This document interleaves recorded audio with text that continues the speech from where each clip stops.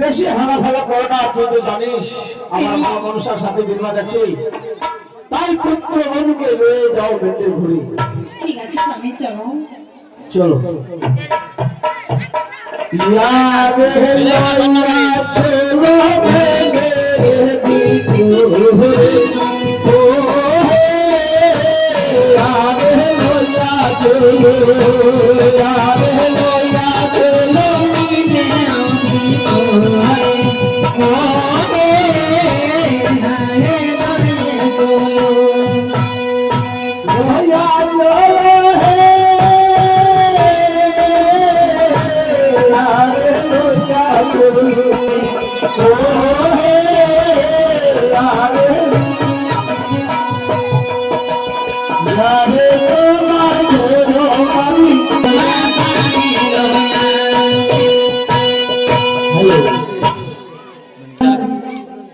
এই হলো তোমার মেন্ডের ঘর, তোমার জন্য এই মেন্ডের ঘর নির্মাণ করেছি।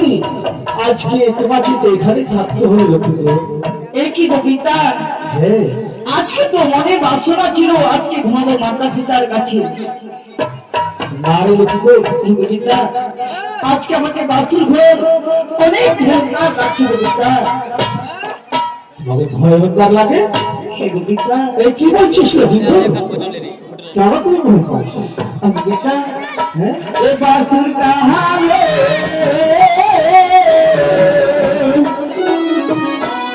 এ বাসুর দেখে লাভে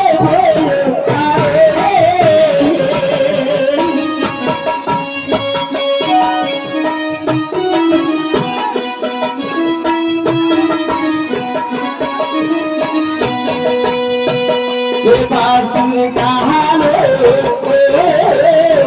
बासुर देखे लागे बोलो तारो रे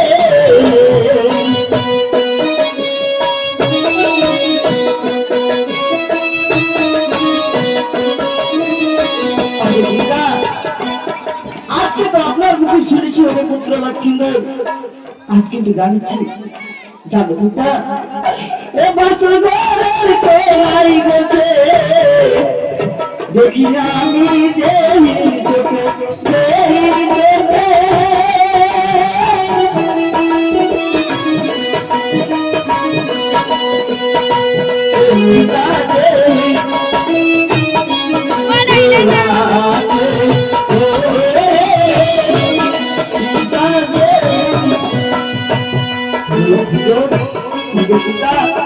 বাসুর ঘরের কোনায় গেছে দেখি আমি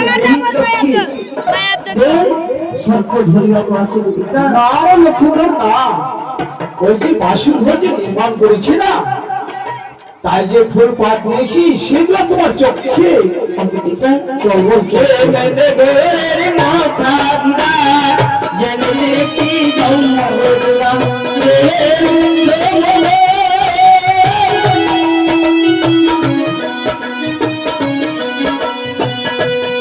পিতা গে মারি মারে আরে ও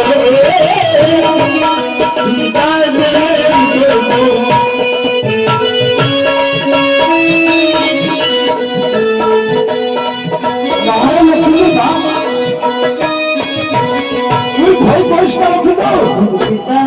সকালি পর্বত থেকে আদিচ্ছি বিশ্বকর্মা পান করছে মেন্ডের ঘর, তাতে সুর করবি আমার রক্ষিত, তাতে ভয় আর কি দেখতে পাইস?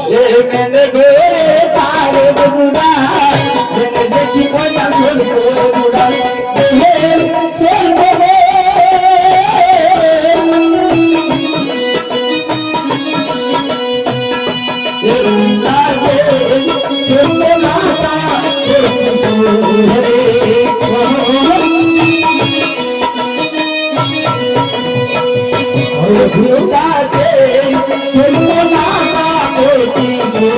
रे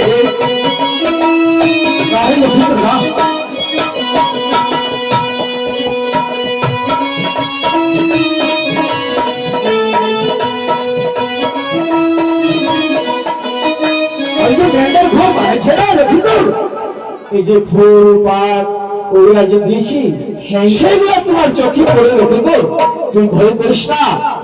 লক্ষ লক্ষ টাকা খরচা করে না দিচ্ছি মেন্ডের ঘর, হাজার হাজার থাকবে পাহারাদার, আর আছে চৌকিদার, আর হবে থাকবে লেহরি মঞ্জুরি, তুই ভয় করিস না। আমার কথা শুনে একটা অক্ষরে করে পালন করিস কিন্তু। তাই তো বেশ পিতা। আজকে সারা রাত যখন তুই বাসন ঘরে ঘুমাবি না, আজকে ঘুমাবি না, সারা রাত জাগরণ হয়ে থাকবে। তাই তো সত্যি পিতা। হ্যাঁ, এখন যাওয়ার বেলায় অষ্ট অষ্ট প্রণাম করছি। সে থাকবো।